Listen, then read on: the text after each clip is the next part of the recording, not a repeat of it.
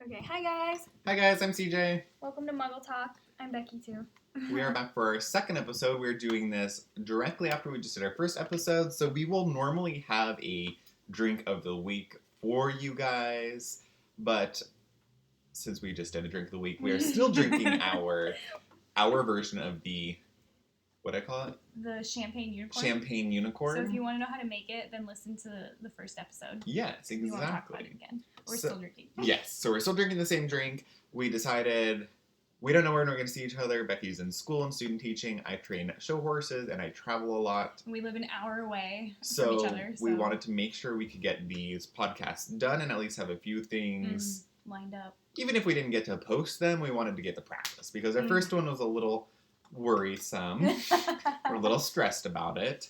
So we want to get a couple under our belt and then just go from there. I think it'll get easier as we go on, and then we will have future drinks of the week for Staring you. into the microphone is a little terrifying. I keep wanting to say drink of the week.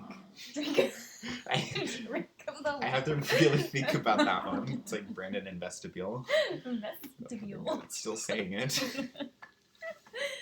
So for today's episode, we will be talking about our irrational fears. Our least favorite holidays, and possibly our scary stories. Scary stories. I'm working very hard while I sit here drinking to think of my scary stories, but I have one in mind, so we'll get there. Yeah, We're going to have some really shitty segues, some rough transitions, but welcome to Muggle Talk. This is what it's going to be all about. Oh, yeah. So, irrational fears. Becky, take it away. All right. So, I have this irrational fear of like logs, trees that have been felled that are underwater, but like large bodies of water, like a lake. Okay. Because as a kid, we went to this lake that was kind of near Mount Hood, called Lost Lake, and which just first right off the bat is scary. I know. Lost Lake with logs in it. And we would go onto the lake in these little like raft things. They're like water hammocks, kind of. But we would lay it on our stomachs so that we're kind of like swimming but supported. Okay. With this raft, so you don't have to like actually swim. And I remember like looking down, and there's a fucking forest underneath the water. Were they like?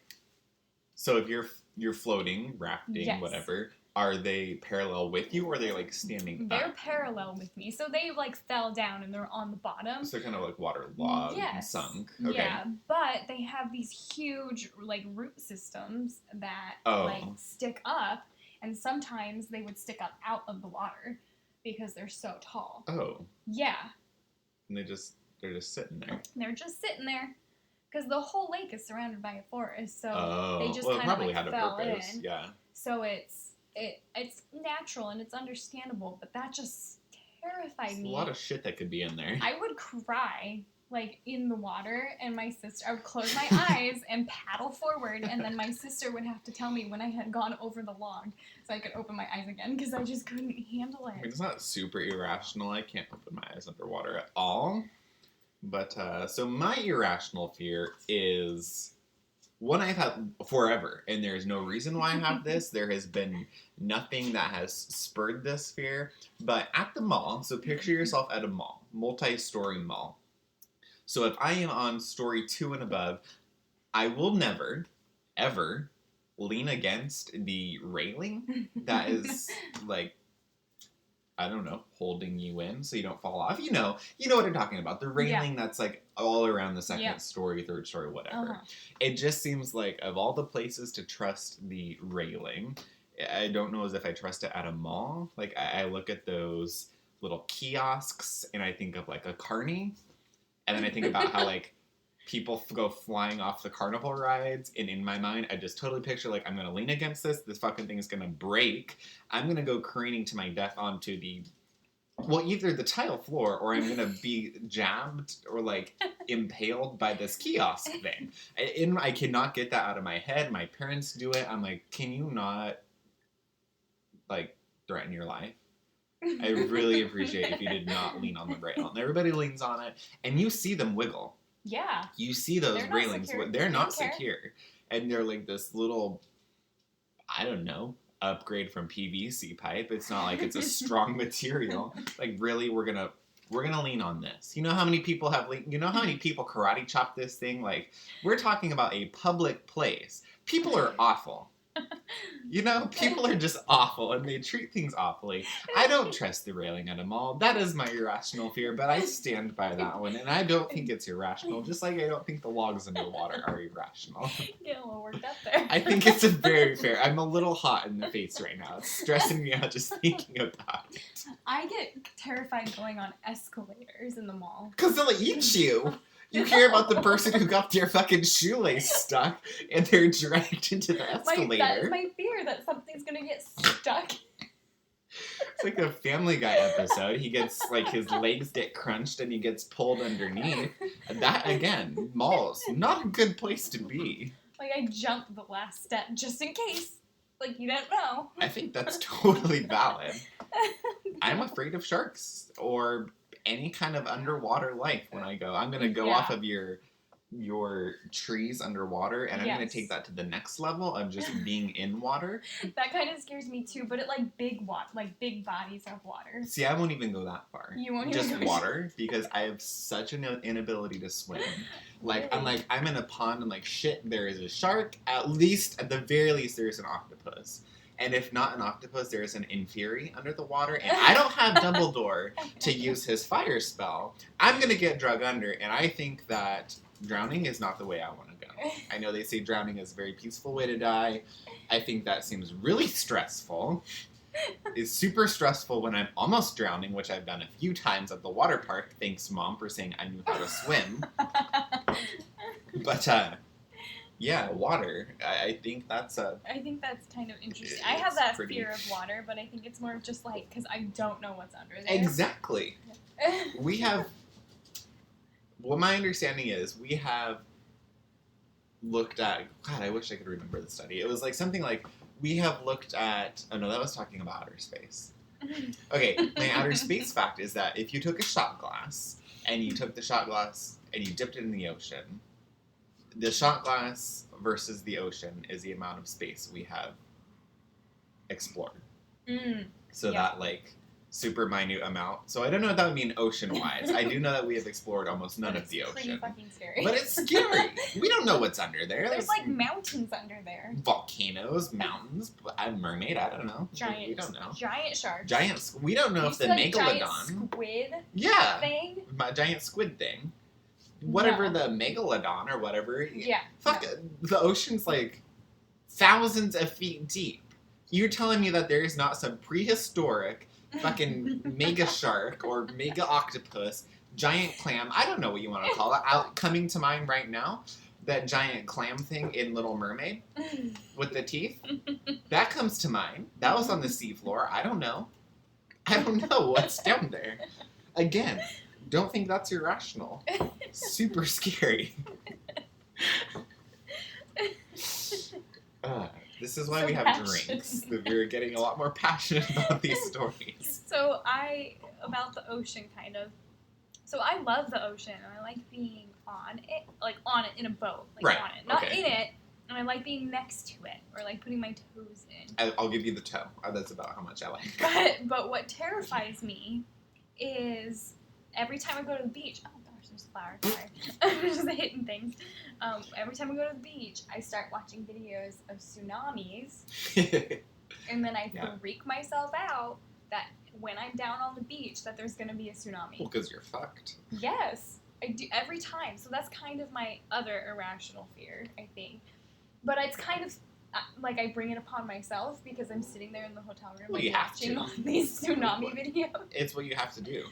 And then somebody named CJ makes me go on the beach in the middle of the night, so you can't even see the water. So even if there was a tsunami, there's no way you'd be able to save yourself. I mean, I feel it's better just not know. I like the way I see it. To know. I can't swim. I can't see in the dark. So if it's gonna take me away, just do it. I don't want to see it coming that way. I can at least try to run. I don't know if I want to run. So what triggers a tsunami, many would say, most of the time, is an earthquake. Oh. So one of my... And this, again, Ours. it is not an irrational fear. This is something that has happened in the world constantly. What is it? It was like every 100 years? It's something like very recent. Yeah. It's very, or not recent, but very often. Yeah. So the big one. Have you guys ever heard of the big one? Big one. Okay, we live in Oregon.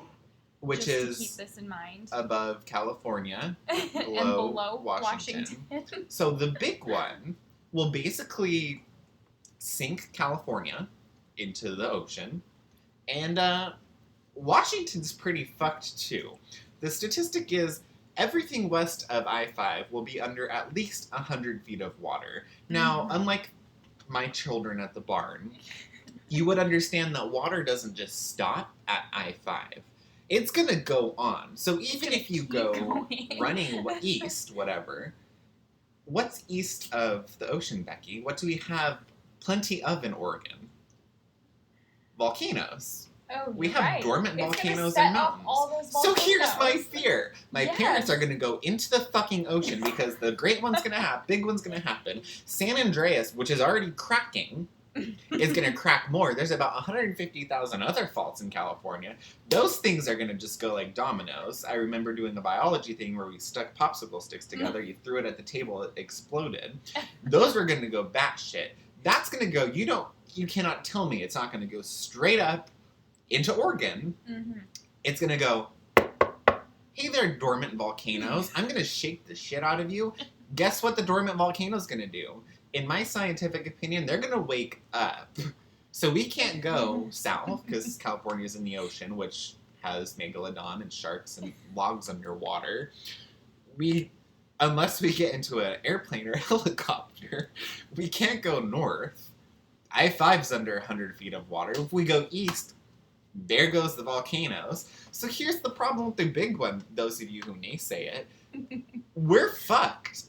We're either floating, or we're getting exploded, or the state below us is missing.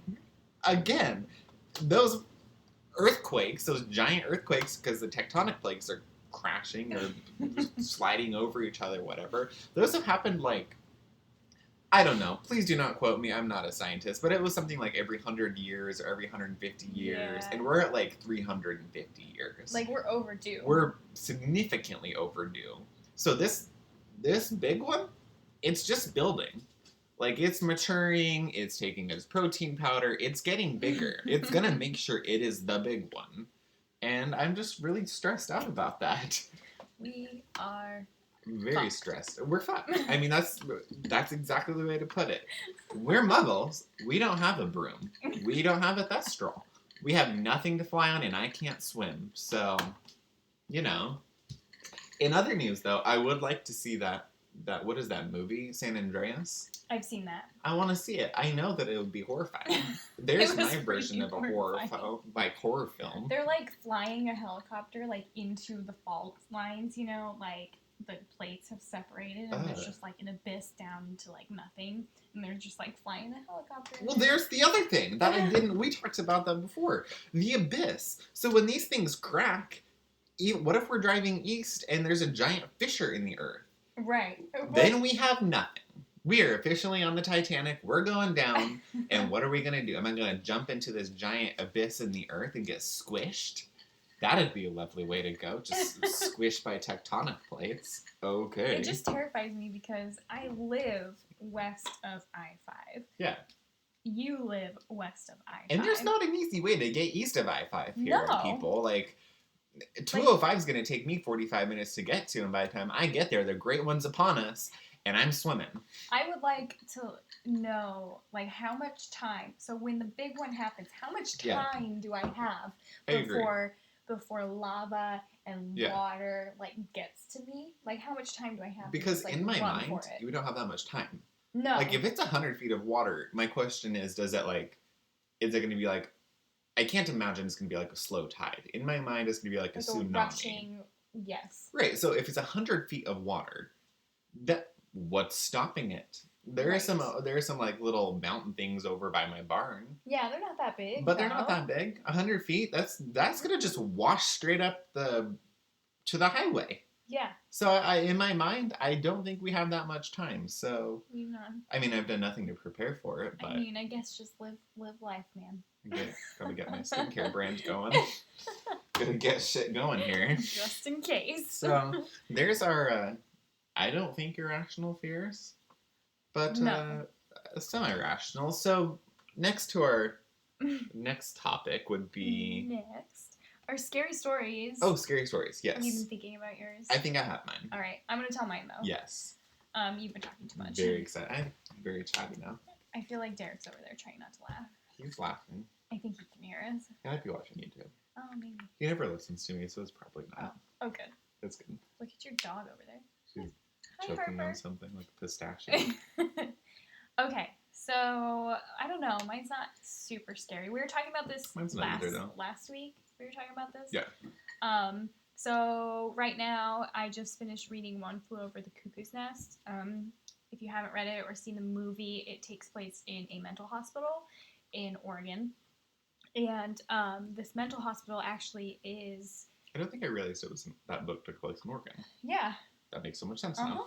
And the mental hospital that it's based off of is in the town where we grew up.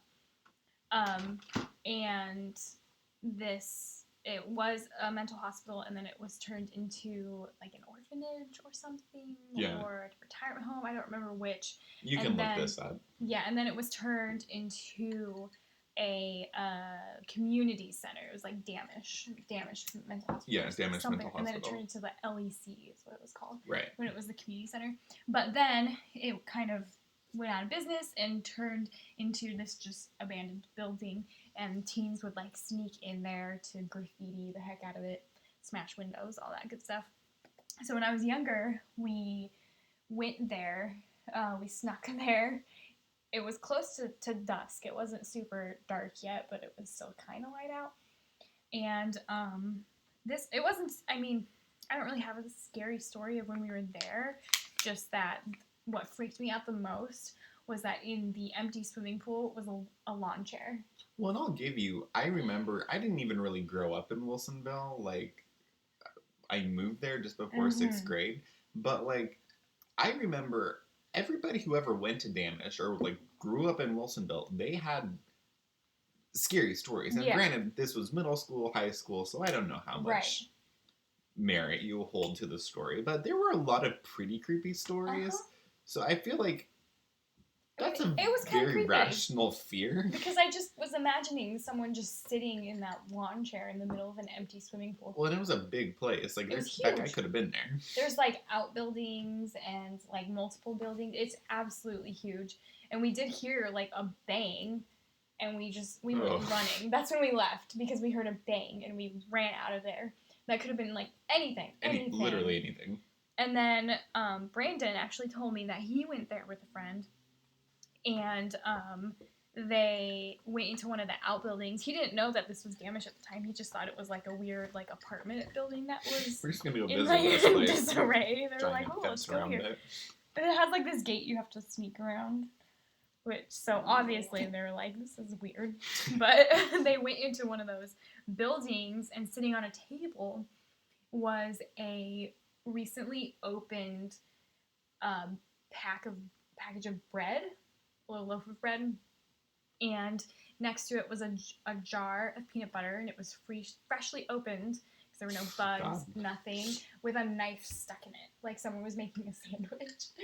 And Brandon said it was like he felt like someone got interrupted. Yeah, like someone was sitting there making a sandwich and heard them coming, and then like just disappeared. Sure. And so they turned around, they ran away, and they never went back. So dumb.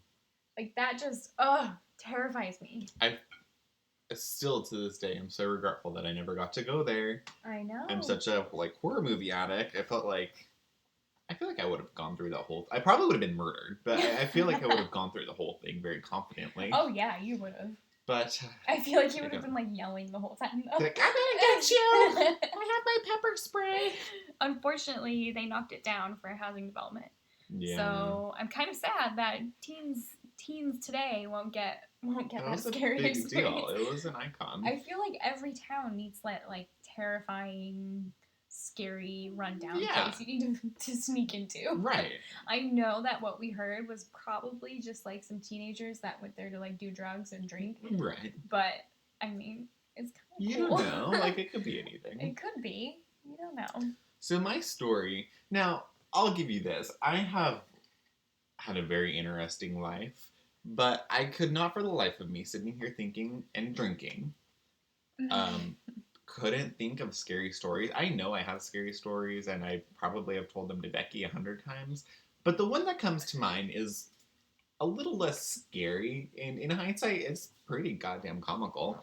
So mine is, I think am I in middle school? Maybe high school at the very early years, but I think this was more like 7th, 8th grade.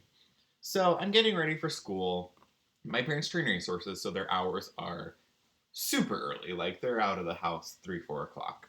So I would get up. I had my little alarm set up. My dog would get me up at 7 o'clock when the Today Show came on. She was awesome. But I get up, get ready for school, get my backpack, get my clothes on, and I look out my window, and I don't know why I look out my window. We never looked out my window. There's nothing to see. There's trees. I live in a, like, farm. You remember the Wilsonville house. It was like a little farm house. So I look out, and there's, like, this weird black car sitting out there. Oh, no. And it's a weird black car with completely tinted windows. No. So right off the bat, I'm thinking CIA, NSA, there's somebody, or a murderer, like assassin. I don't know. They have a fucking black car with blacked out windows. So I'm stressing. I'm like, what do I do? They're just sitting there, and they're right by my driveway. It was like 2 fences and a driveway. They're sitting there waiting. I'm like, they're waiting for me. They know my parents are gone. They know. Like, this is it. I'm going to die on Frog Pond Lane. But, so I text my mom, like, what do I do? I'm stressing out. I'm super scared. Like, it's not the most secure houses. It was like an 1800s farmhouse. Yeah. It's not like it was old. It was pretty old. The Purge, where I could put the bars down and be safe. So I'm like, oh, I'm freaking out. I'm little. Like, I was little for a really long time. And I don't think I'm big still. I'm, 5'10"? Yeah. I was like 5'6", 5 foot. I was little. A very little mother, big family on the other side. So I'm stressing out. I call local police, the non-emergency line, of course, because it's not an emergency. I wanted to be very respectful of the local police enforcement. This is not an emergency yet. If I get murdered, I just want to have it on record. I called you. Like, very respectful thing to do. They didn't do anything. Well, that's a lie. They didn't do anything at the time. So I'm like, okay, here we go. I have a St. Bernard that we rescued. I have fireplace. I have fireplace utensils. So what do? Badass, 7th grade, 6th grade, whatever. I grabbed my fireplace poker and my St. Bernard, Edgar, who would run away from anything. We got him to be like more of like an icon protector. He was not going to be a big guard dog, but we wanted like the bark, we've lived in the country. Like. Yeah, we lived in the country for most of my life. We wanted something like, hey, this potentially could be scary. Cujo, whatever.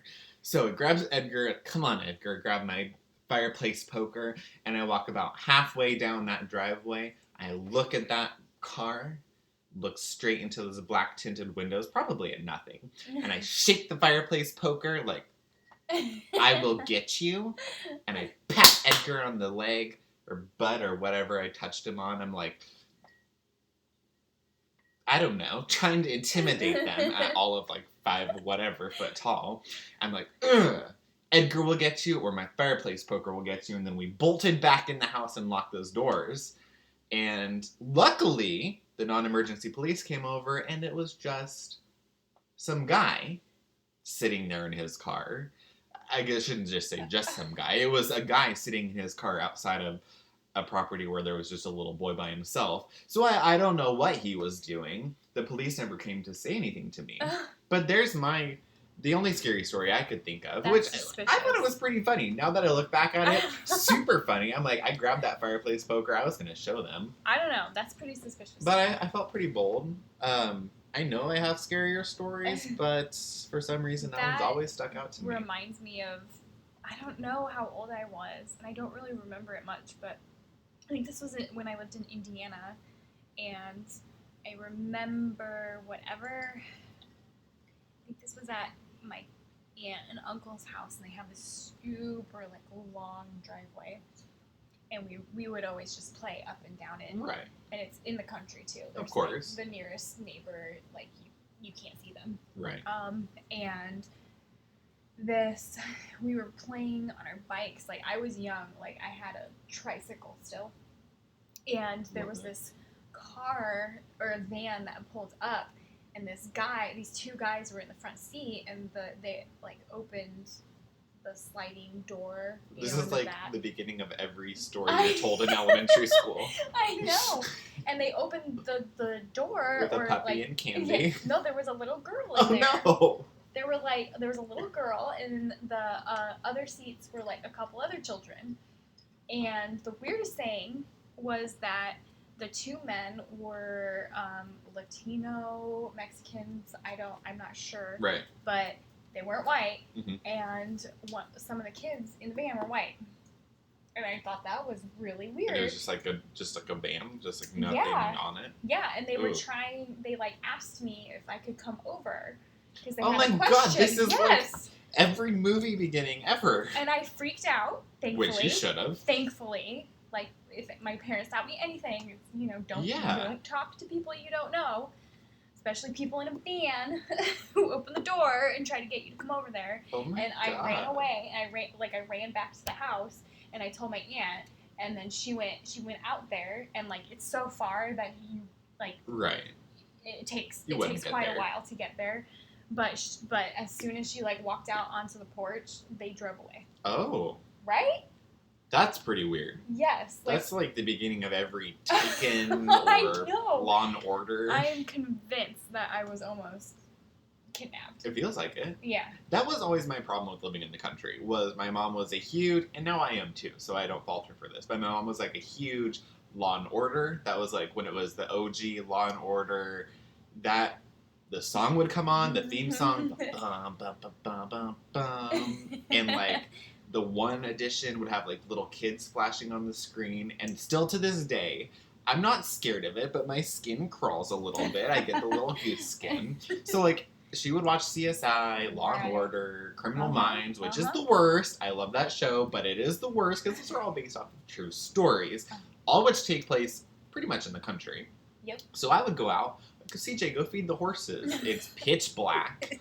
Okay, I will. Pitch black in the country, you know there's eyes on you. Like, walking through the pasture, it's pitch black, trees around you. You're like, I wonder how many murderers there are. It's not even whether there are or not murderers. Just how many. It's like, how many? I just want to know what I'm up against. Because I'm pretty scrappy. Like, I'll take them on. You know I'm going to put up a fight. But that's very stressful.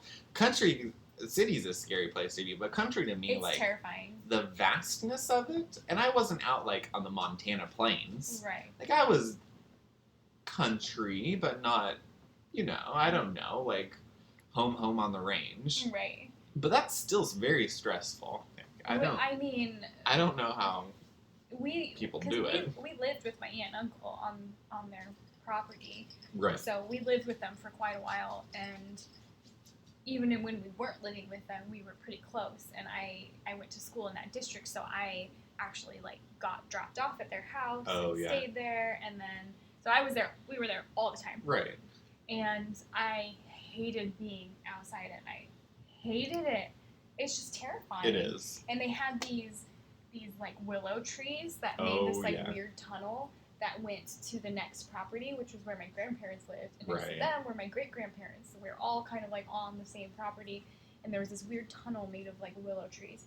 And I don't know why, but that just like freaked me out. Well, it was like something about the trees and the sound of the little insects, and like you would always hear like the crickets and the cicadas and stuff, but the worst was like those were kind of creepy because I don't know, but it's semi-comforting because there is noise. The worst would be when they would stop. And it's just silent. Like when all the bugs would stop, because you always see in the movies like everything gets quiet, the bugs stop chirping, and then you die. And then something attacks. So automatically I'm thinking, here we go. But I'm still alive. Yeah. So I think that's our second episode. Oh, yeah. I think that was pretty good. I think we're getting better already. Yeah. We're going to really work on this. This is only our very first, hour working on our podcast? Oh, yeah. So I'm pretty proud of us. Of course, don't forget to find our podcasts. Yeah. It'll be Muggle Talk. Somewhere. On iTunes, maybe somewhere else, but I don't probably really know where definitely. podcasts go. iTunes is like the place to The be. place. We're hoping to be on the place. The place. So find us on the place. Please find us on the place. Leave us some feedback. Yes. Tell us you love us because obviously you do. And I guess we won't see you in the next one. We'll talk to you in the next one. Talk to you Soon. And tell us what you want us to talk about. Please. Because we'll quickly run out of topics. Because we're not that creative. Like we said, this was going to be mundane radio. So yeah. keep that in mind and we'll talk to you later. Bye. Bye.